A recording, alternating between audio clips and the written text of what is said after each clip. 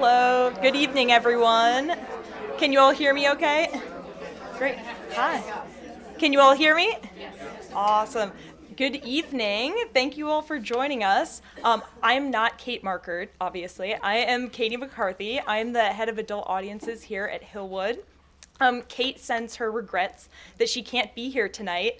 Interestingly enough, she is actually currently aboard the Sea Cloud this week, so very fitting for the program we have tonight with Thomas. So just a few housekeeping things.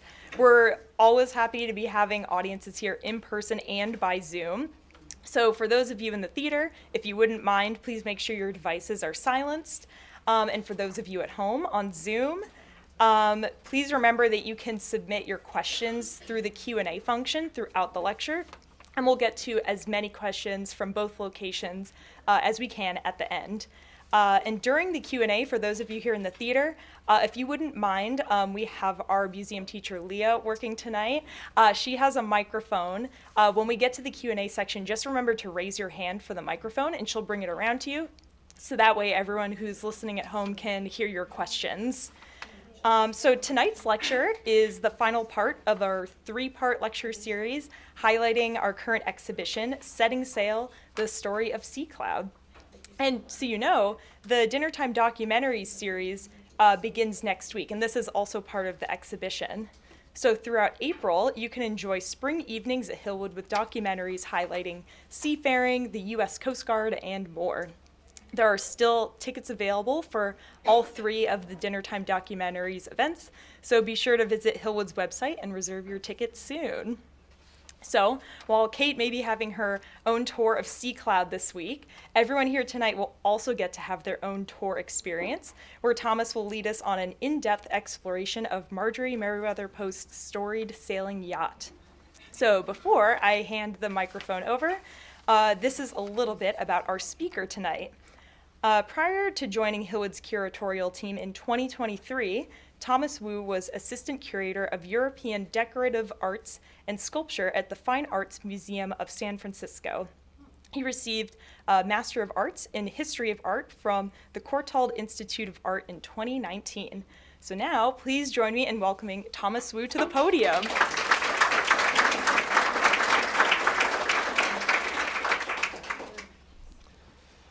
Well, thank you, Katie, for that introduction, and good evening, everyone. Thank you all for being here, and to those of you who are joining on Zoom, thank you for your time and interest as well. It has now been about a month and a half since Setting Sail, The Story of Sea Cloud opened, and if any of you have not yet had an opportunity to see it, plenty of time remains before it closes on June 15th, and I certainly encourage you to. This evening, we will take a closer look at the layout of Sea Cloud through a series of plans, elevations, and photographs in a nautical take on the upstairs-downstairs tour. Of course, this analogy is not perfect, as there were passenger and crew spaces both above deck and below deck. But first, for those of you who have not yet visited the exhibition or who are not otherwise familiar with Sea Cloud, let me begin with a brief overview of its history. Originally named Hussar 5, the yacht was commissioned by Marjorie Merriweather Post, Hillwood's founder, and her second husband E.F. Hutton in 1926, and completed in 1931. It was designed by the New York-based firm of Cox and Stevens, and built by Krupp Germania Werft in the shipyards of Kiel, Germany, on the Baltic Sea. Sea Cloud is a type of sailing vessel called a bark, defined by having at least 3 masts, 4 in this case, with the foremast or front mast and the mainmast both square-rigged, meaning that the sails are carried by horizontal wooden posts called spars. And you can see these horizontal spars on the next slide. Sea Cloud's total length is 359 feet, while the tallest mast stands 144 feet above deck. The sails total 132,000 square feet, and the rigging totals 82,000 feet. Sea Cloud is capable of sailing 20,000 nautical miles without stopping, and its maximum speed was 14 knots, or roughly 16 miles per hour. Sea Cloud was originally equipped with 5 smaller boats that were used to ferry passengers and for fishing and shore excursions. Throughout the 1930s, Marjorie Post sailed extensively in the Caribbean, the Pacific, the Mediterranean, the Baltic, and the Black Sea, hosting royalty, heads of state and diplomats, and celebrities from all walks of life, as well as personal friends.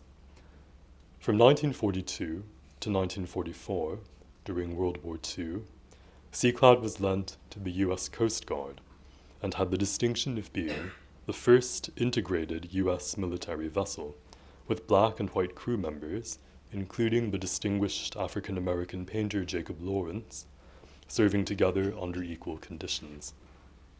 This experiment was conceived by Sea Cloud's visionary young captain, Carlton Skinner, and was a catalyst of the desegregation of the United States military not long after the war in 1948. Marjorie Post sold Sea Cloud in 1955, and after passing through multiple hands, including the Dominican dictator Rafael Trujillo, the yacht was bought by a German company in 1978 and given a new life as a modern cruise ship. Today, it continues to offer voyages in the Mediterranean and the Caribbean, operated by Sea Cloud Cruises. Through the generosity of Sea Cloud Cruises, I had the tremendous privilege of sailing on Sea Cloud from Athens to Venice last summer, during which time I gained a first-hand sense of the yacht as well as a clearer understanding of its layout. Shown here is a photo of Sea Cloud in profile with the sails unfurled that I took as we circled around the hull in one of the smaller launch boats. The aim of my talk this evening is to bring you on board with me for an in-depth exploration of the yacht's decks and interiors. The above deck, or upstairs, portion of our tour, so to speak, will include the lavish entertaining spaces above deck and the passenger cabins below deck. The below deck, or downstairs portion, will then include the crew accommodation and workspaces both below and above deck. We will then conclude on deck, where passengers and crew overlap. With that, please sit back and relax as we set sail together.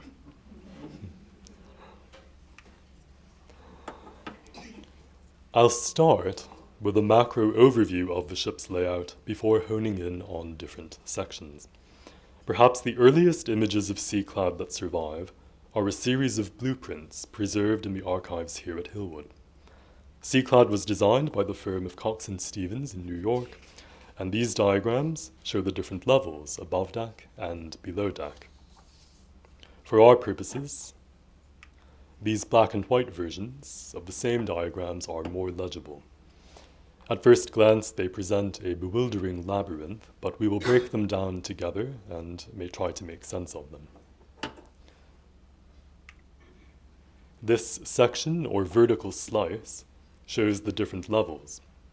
Above deck, you can see 3 deck houses, and this pointer is a little finicky, but you can see one deck house here, which contains the bridge, and then here in the middle deck house are the dining room and living room, and finally in the rear deck house, and the smallest, was E.F. Hutton's smoking room originally.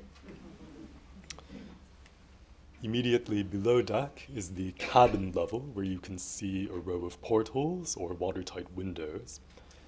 Toward the rear were the passenger cabins, including Marjorie Post and E.F. Hutton's cabins, as well as guest cabins.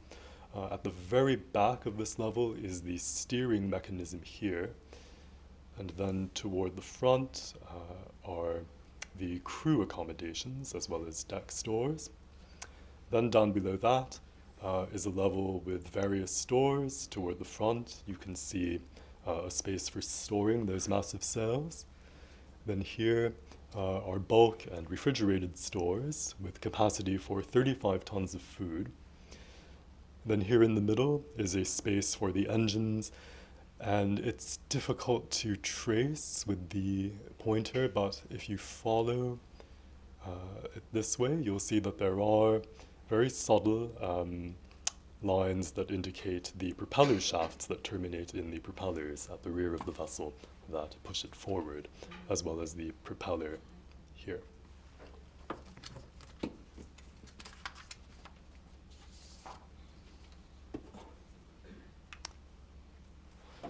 And then this plan shows a bird's eye view of the deck and deck houses. At the very front, just beneath a raised portion of the deck, is additional crew accommodation. And you can also see the 4 masts right here, here, here, and here protruding from the last deck house. At the very base of the yacht are a series of compartments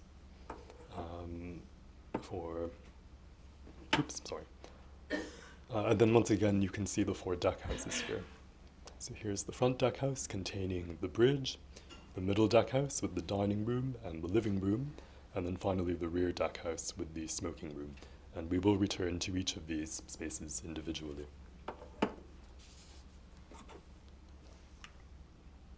This next plan shows the cabin level immediately below deck.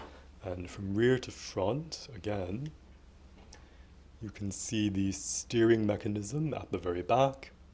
And then in this section are the passenger cabins, including Marjorie Post's cabin and the guest cabins.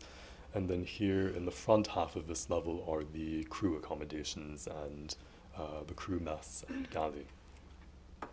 And these we will also revisit more closely.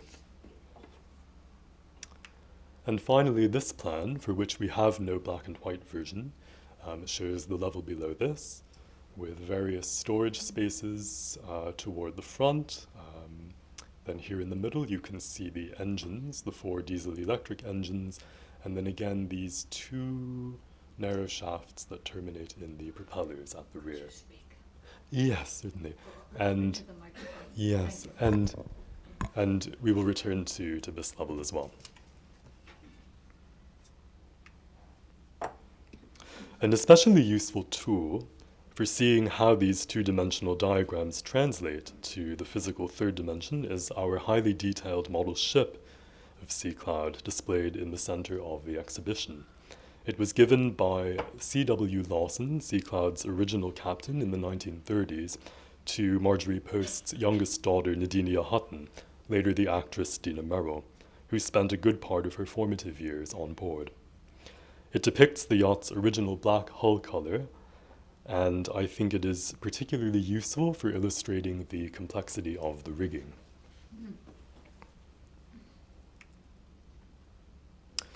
The first stop on our tour is the middle deck house, which contains the living room and dining room. And on the model ship, that is located here and here.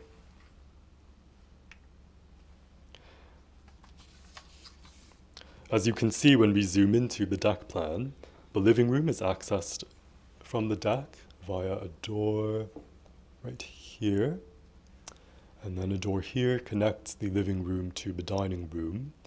And then beyond the dining room is a pantry where dishes would be plated before being served, much like in the butler's pantry at Hillwood today. And then here you see a set of stairs that leads down to the galley directly below deck.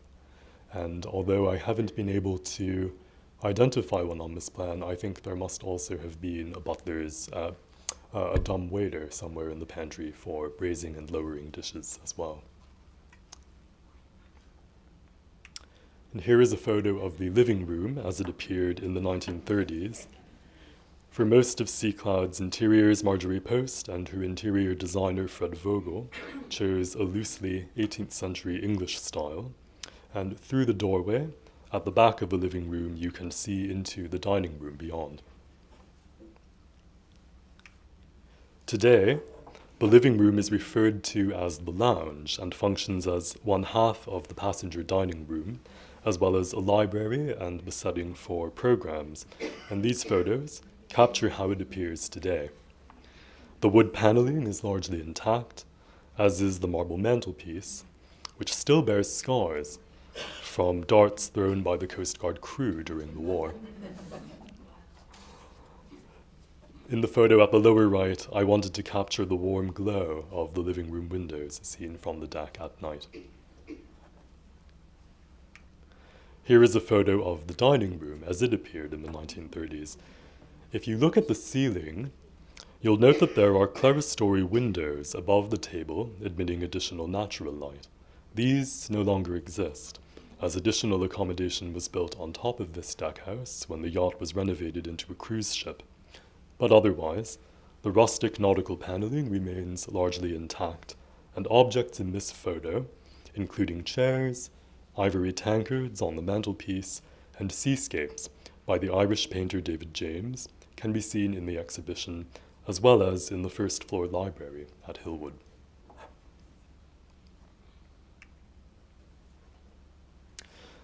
The next stop on our tour is the rear deck house, which, as you can see in the plan here, contained the smoking room, which was E.F. Hutton's man cave on board.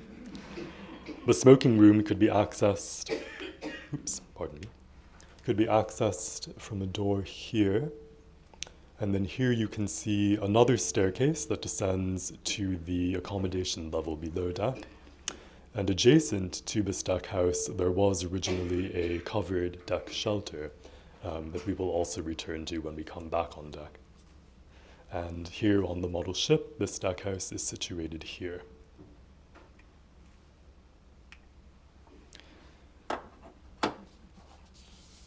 Here is a photo of what the smoking room looked like in the 1930s. It is the most rustic of the three principal spaces above deck, evoking a ship captain's cabin. Unfortunately, this interior does not survive, as the rear deck house was converted into small cabins during the 1978 renovation. My cabin was located here, and the photo on the right shows the view from my window, with a wonderful view of the rigging and the sea beyond. I would often open the curtains in the morning to find the crew working right there. So I had to be careful. Next, we will continue down to the passenger cabins immediately below deck. Shown here is the beautifully carved principal staircase that descends from the living room in the middle deck house.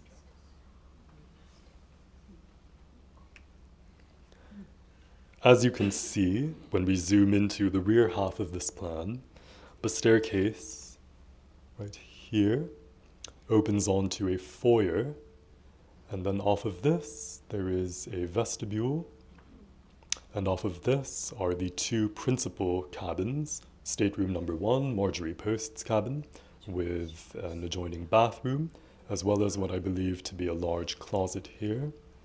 And then on this side, stateroom number 2, E.F. Hutton's cabin, and later Joseph Davies, also with an adjoining bathroom. The central corridor then moves toward the rear of the ship, and note here a circle which denotes one of the masts that pierces the corridor like a column. Then on either side of the corridor there are 4 original guest staterooms, 1, 2, 3, and 4, each with an adjacent bathroom. And then between these, there are 2 spaces labeled as dressing rooms, although they were really furnished more as sitting rooms. And these could be connected to the 2 staterooms on either side to form 2 3-room suites on either side of the corridor. And then finally, past the guest accommodations, there is a section of small cabins for Marjorie Post's domestic staff. You can see here a working space with a bed right here, as well as additional cabins here, here, and here. And note that these spaces were intended for Marjorie Post's personal servants who were not members of the crew under the captain's command, so they were therefore housed separately.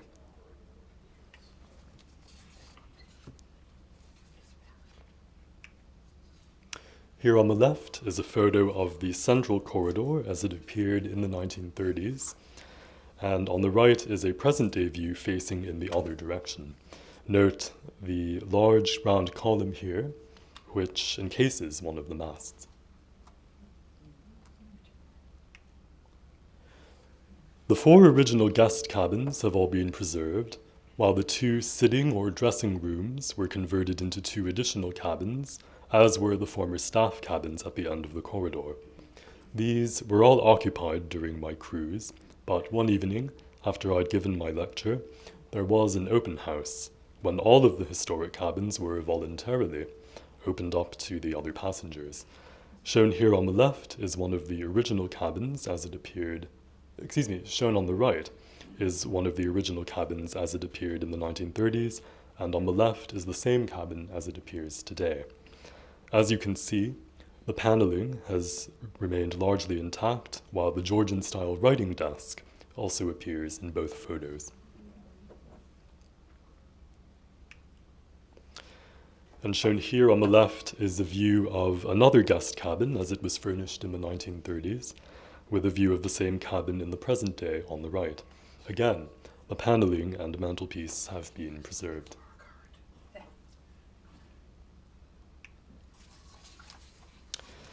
Here are 2 views of E.F. Hutton's and later Joseph Davies' cabin in the 1930s, furnished in a distinctly nautical style evocative of an early 18th century ship captain's cabin. And here are 2 views of Marjorie Post's cabin in the 1930s. It is notable that, unlike the rest of Seacloud's interiors, Marjorie Post's cabin was panelled and furnished in the same Louis XVI style as her bedrooms in her New York apartment at the time, and later here at Hillwood. The 2 master cabins have also been preserved, for the most part, and here are 2 present-day views of Marjorie Post's cabin with yours truly. Yes, it was very nice. There was a nice open house, and we were able to mill around and really have a look in all of the cabins and bathrooms. And as I said, this was voluntary, so all of the passengers staying in these spaces agreed to it. And for the most part, the cabins had been tidied beforehand, but you did see an occasional toothbrush or comb or something here and there. Yes. The 2 master cabins, Marjorie Post's bathroom, in the same Louis XVI style, has also been largely preserved, although you can see that the marble lining the bath has changed. All of the passenger cabin baths were equipped with both fresh water and salt water drawn from the yacht's ballast storage. And this concludes the above deck or upstairs portion of our tour, and we will now continue to the below deck or downstairs portion, including the crew accommodations and workspaces.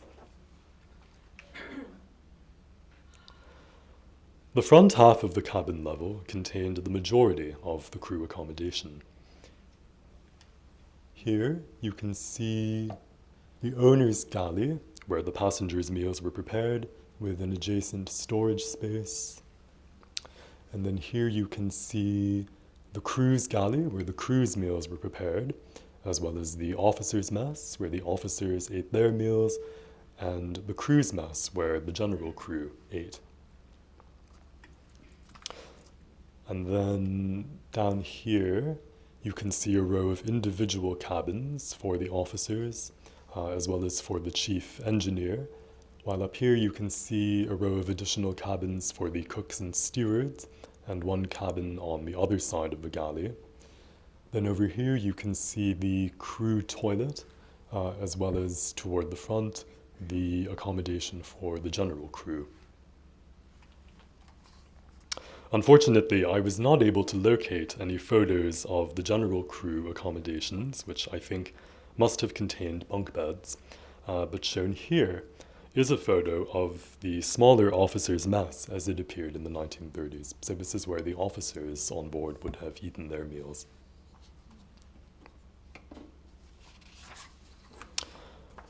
And then here on the left is a photo of one of the galleys or kitchens as it appeared in the 1930s, as well as photos on the right of the galley being used by Seacloud's Coast Guard crew during World War II. Please bear in mind that all of these spaces, including the entertaining spaces above deck and the passenger and crew accommodation below deck, were utilized by the Coast Guard crew. During the war, Sea Cloud housed a fluctuating crew of approximately 120, compared to Marjorie Post's crew of 60, and the present-day crew of approximately 40. As you might imagine, the crew section of the ship, including the galley, is strictly off-limits to all passengers, so I was not able to see how the layout and appearance of the crew accommodations today compares to the original scheme, unfortunately. I was, however, granted access to some of the behind-the-scenes mechanical spaces. The next stop on our tour is the engine room, a level below. While much of the machinery on board was updated when the yacht was renovated into a cruise ship, many of the original brass gouges that you see still function. And then next, we'll have a look at the engines and propeller shafts. These are situated one level below the passenger accommodation. Returning for a moment to our plan of the engine and storage level, you can see here, toward the middle, the 4 diesel-electric engines. These then connect to the long propeller shafts that terminate in the propellers at the back of the vessel.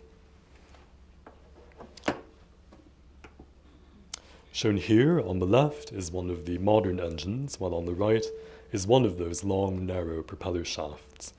These mechanical spaces were tight and tricky to navigate due to the number of pipes over which to trip, but it was fantastic to access sections of the vessel that were part of the crew's domain. The last mechanical space that we will visit is that which contains the rear steering mechanism, which is located right here, immediately adjacent to Marjorie Post's staff accommodations.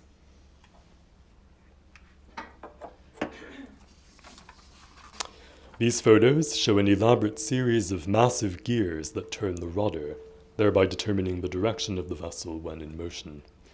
I was told that much of this equipment is original and remains in perfect working order, which is a testament to the rock-solid quality of engineering in the 1930s. This mechanism connects both to the primary steering wheel in the bridge toward the front of the vessel, which we will visit shortly, as well as to the helm, steering wheel directly above on deck. Here is a view of that helm or steering wheel on the left, handsomely made of polished wood and brass.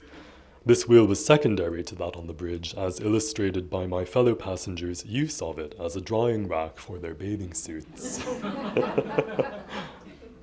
In the view of the model ship at the right, you can see its position relative to the rear deck house and the aft or rear deck of the vessel.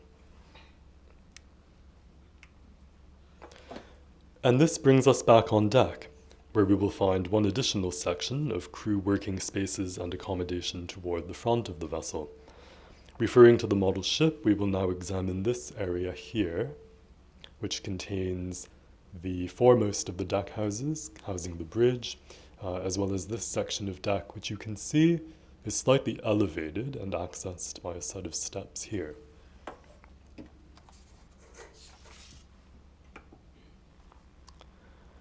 On the plan of this area, you can see a couple of additional crew cabins beneath the elevated deck at the very front. And then here is the foremost of the masts, and then here is the foremost of the deck houses, which contains a number of spaces, including the chart room, where courses were charted, the office, which is used today by the cruise director, the purser, which functioned as a sort of safe and bank on board originally, the battery and switch rooms where the ship's electrical system was controlled, and then a hatch to access the engine. And then this plan of the upper level of that deck house contains a couple of additional spaces. Here in the front is the wheelhouse or bridge, which can be regarded as the cockpit of the vessel, and then immediately behind that is the captain's accommodation, providing him with easy access to the command center. Here on the left is a photo of the wheelhouse or bridge in the 1930s, and on the right is an image of what I believe to be the captain's cabin based on the quality of the decoration. I regret that I did not capture a good photo of the bridge as it appears today, but it is generally open to cruise passengers, and it would have been wonderful to see what the captain's quarters look like today, but of course they are, like all of the crew accommodation, off limits. Having now completed our exploration of the yacht's interiors, let's now turn our attention to the decks themselves. The decks are really where passengers and crew overlapped, being both functional on the one hand and leisurely on the other. As I mentioned earlier, there was originally a deck shelter adjacent to the rear deck house containing the smoking room, as shown in the photo on the right. For reference, it is located just here. And during Marjorie Post's ownership, this would have been one of the primary entertaining spaces for passengers on deck. The original deck shelter no longer exists today, as that rear deck house was expanded during the 1978 renovation to accommodate additional cruise passengers. Instead, a new and larger covered deck shelter, shown on the left, was built on top of the expanded deck house. This tented area was the setting of lunch each day, as well as the more casual dinners during the cruise. Here you see the tables set for dinner at sunset as we sailed through the Aegean.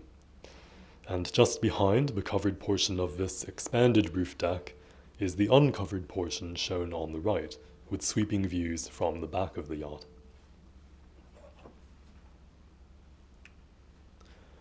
Another delightful seating area is shown here at the very rear of the deck, looming over the underwater propellers below at a diagonal. During one of my nighttime strolls, the moon was positioned directly behind us as we sailed away from it, so that it appeared as though we were leaving behind a trail of Moon River in our wake. In the daytime, the rear deck was a popular area for sunbathing, and here on the right is a wonderful photo of Marjorie Post, E.F. Hutton, and a young Nadinia Hutton huddled together in the 1930s. The two narrow decks on the port and starboard sides are where passengers embark and disembark from the yacht via a set of steps on each side. And I might actually rewind to our last general view to point these out to you. Just down here you can see a set of steps descending from the side deck, and there was another set on the other side.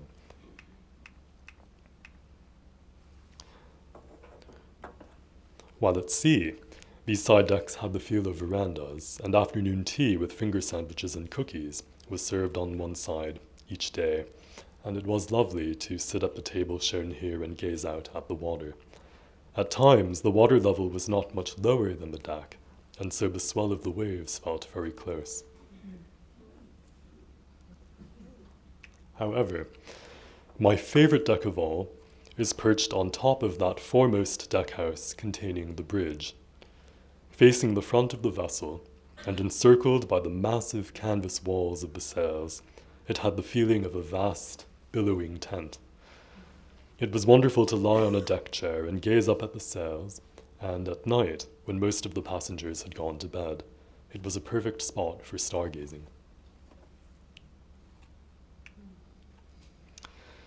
This brings me to the final portion of our tour, the masts and sails themselves.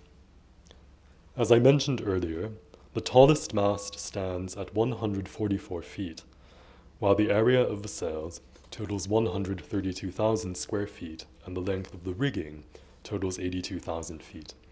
Together, these structures loom over the deck like a great forest canopy.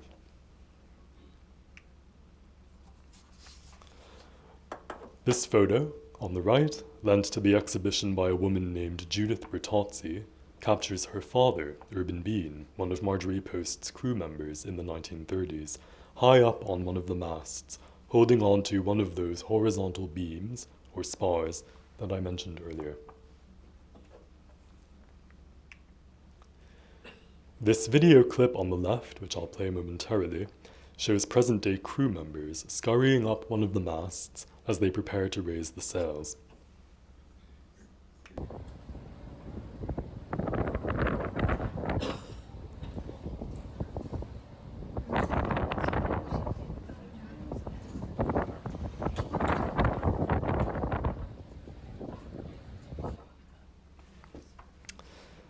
Passengers today have the option of climbing up one of the masts while wearing a harness, and there I am on the right.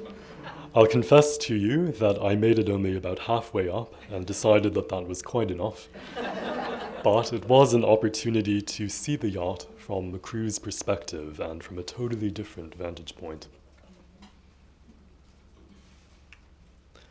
And lastly, I wanted to finish with a couple of particularly memorable views during the course of our voyage.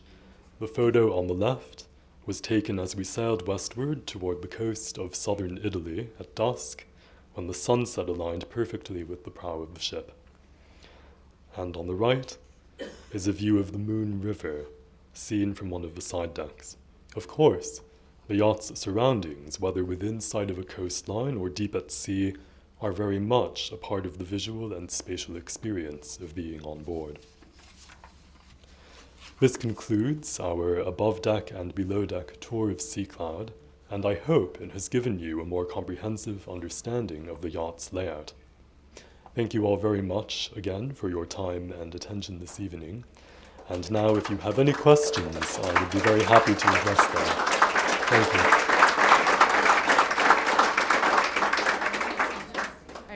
If you have a question, you can raise your hand and I will come give you the mic.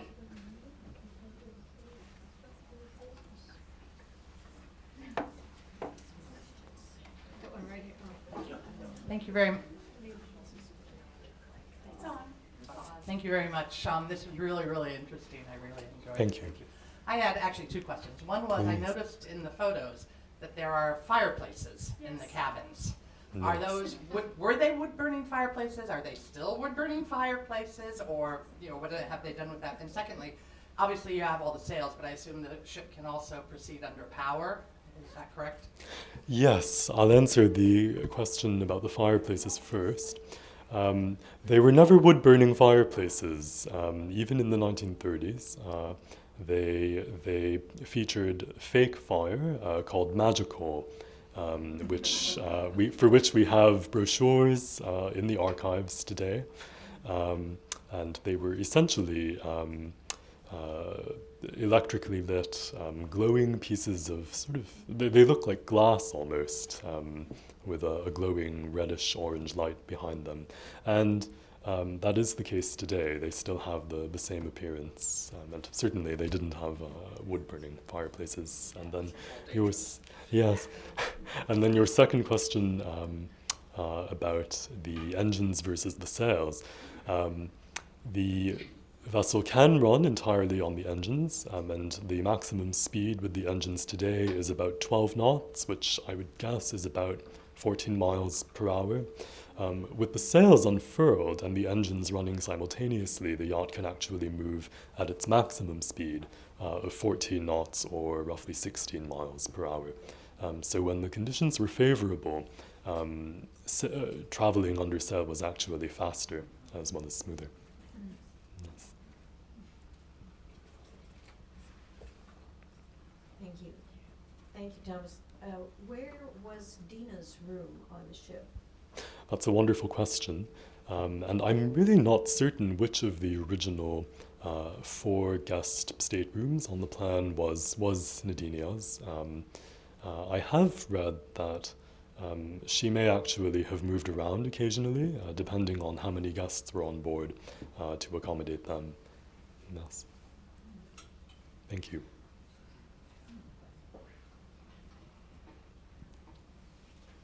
I think when I looked at the exhibit quickly, there was only one mast when it was used during World War II.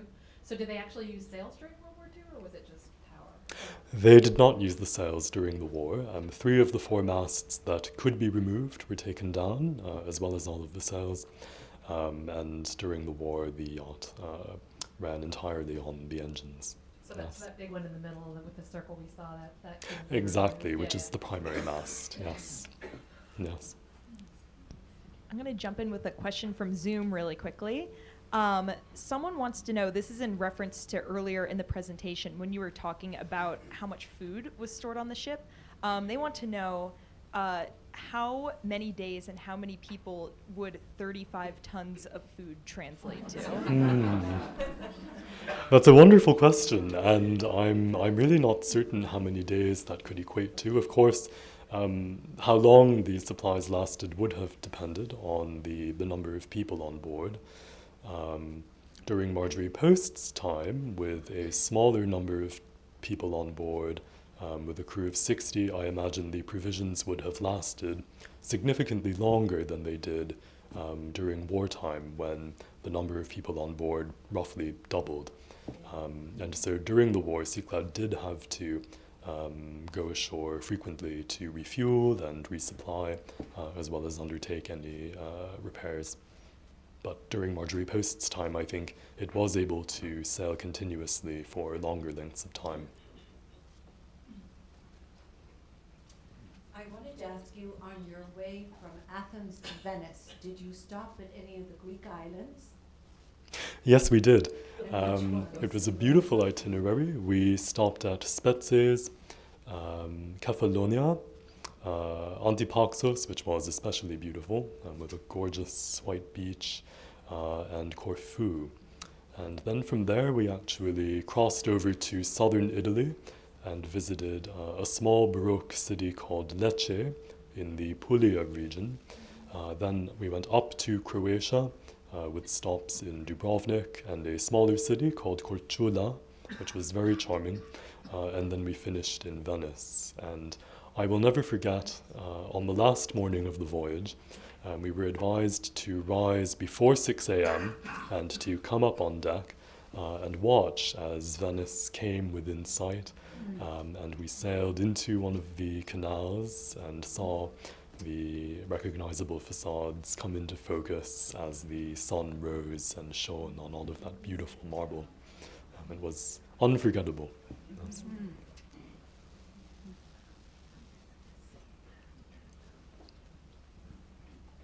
I thought I read somewhere that Marjorie Merriweather Post rented like a warehouse or something and then put the whole ship in, on the floor to design all the interiors. Do you have That is correct, yes. In 1931, as the construction of Cyclades was nearing completion in Kiel, in Germany, Marjorie Post worked with her interior designer, Fred Vogel, in New York to plan the furnishing of Cyclades. And for that, she did rent a warehouse in Brooklyn and had life-size floor plans mapped out, in which she positioned her carefully chosen pieces of furniture to be sure that everything would fit. And then after Cyclades passed its test launch in the harbor of Kiel, its maiden voyage was across the Atlantic to Bermuda, where the Huttons took possession of it, and much of their belongings were brought on board and installed. Yes. Yes, she was always a very thorough planner, and I think she really wanted to be sure that everything would go smoothly, considering the large quantity of furniture and other objects that would be brought on board. Please. Were her beloved pets on board too? That's a wonderful question. I have never seen any dogs or cats or any other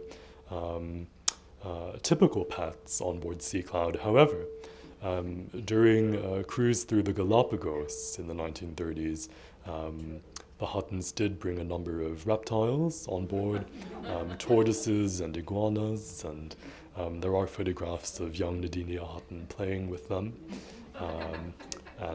Yes, so pets in a way, yes. We have another question from Zoom. Someone would like to know, what port did Marjorie Merriweather Post typically embark from in the United States? That's a great question. I don't know that she necessarily embarked on her voyages from the same port, but Sea Cloud's home port for repairs between voyages was Georgetown, South Carolina.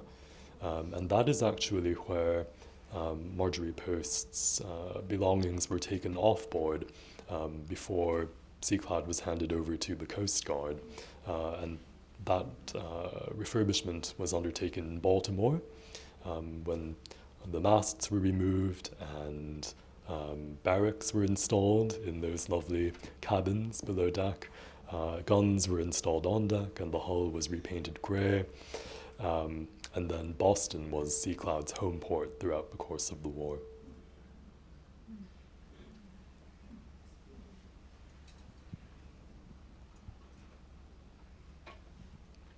Were changes made when the Sea Cloud was taken to Russia? That's a wonderful question.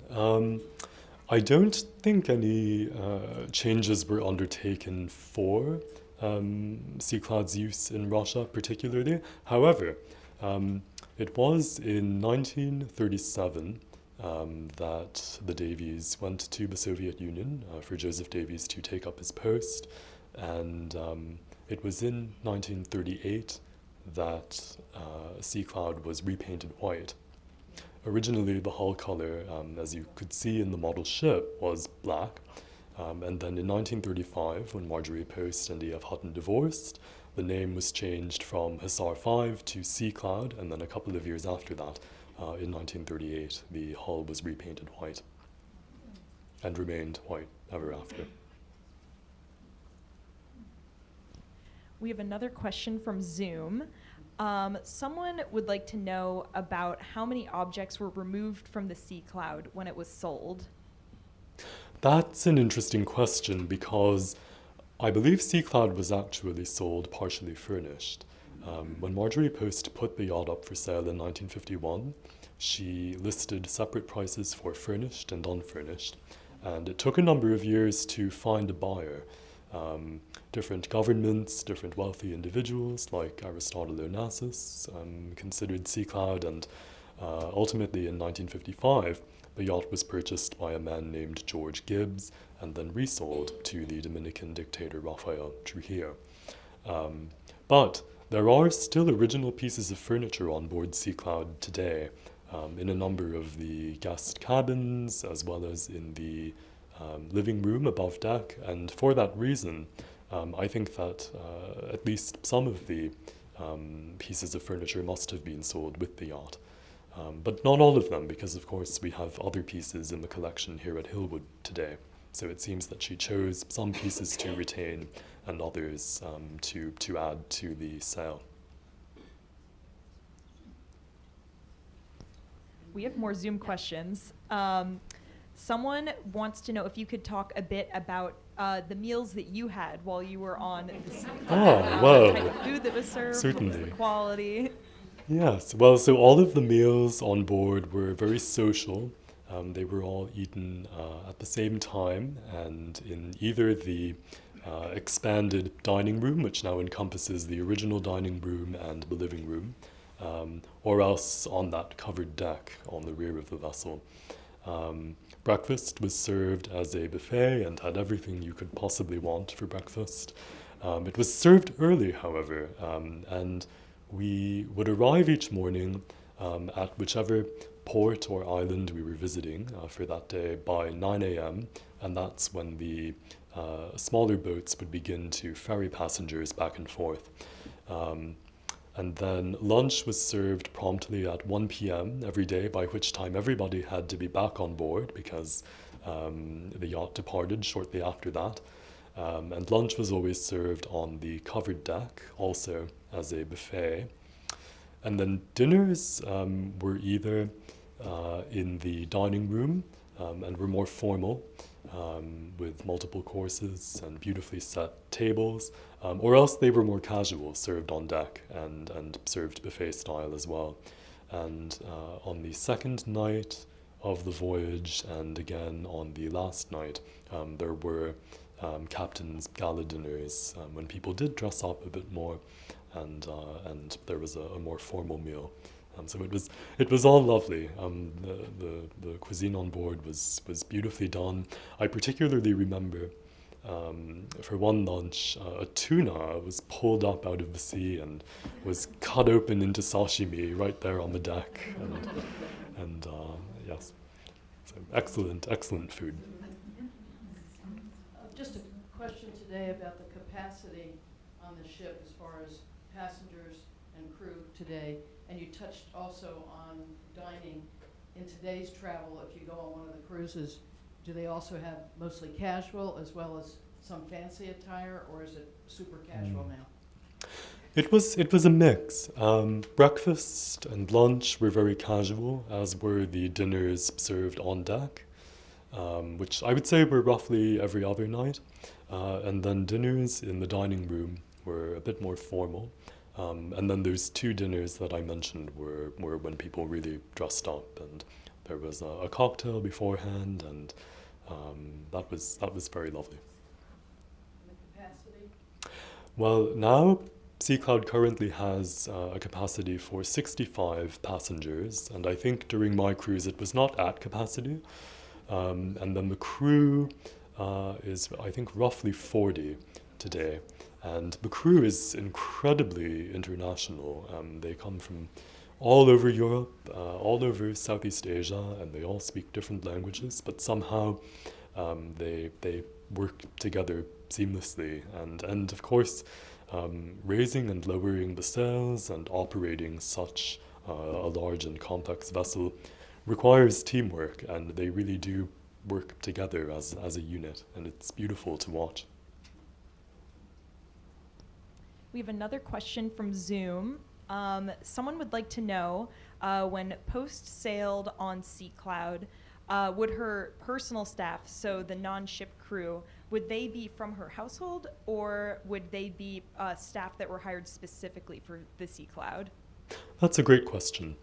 And these staff that Marjorie Post brought with her would have been part of her general household staff.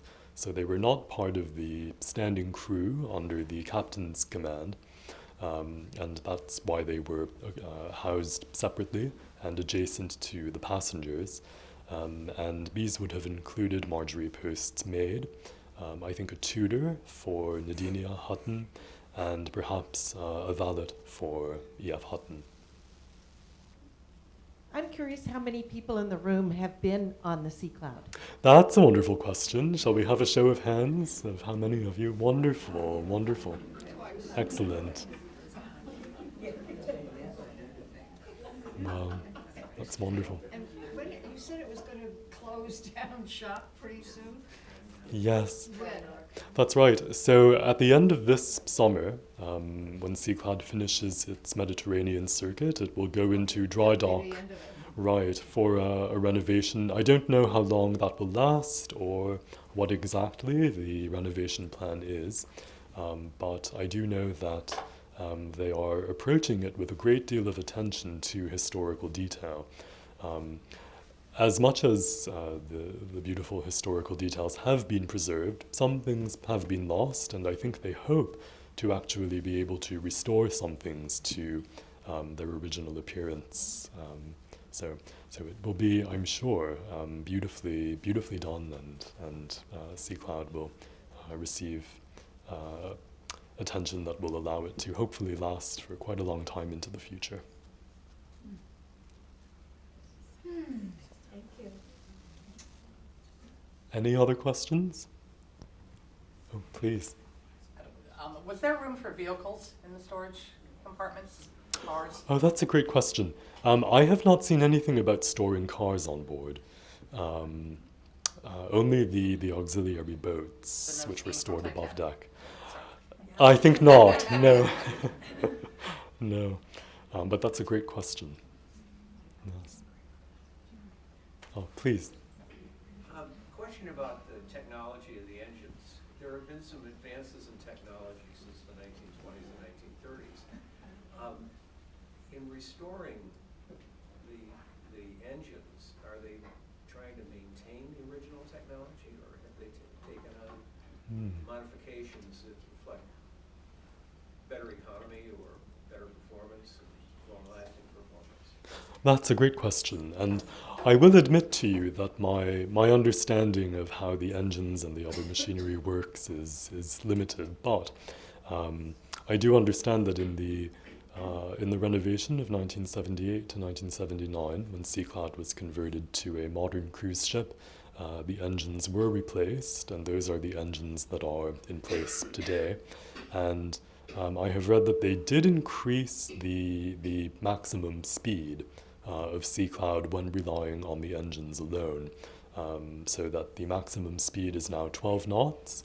But as I said, the maximum speed with sails raised is a bit faster than that still. But whether they intend to further update the engines or any of the mechanisms below deck, I don't know. But wonderful question. Thank you.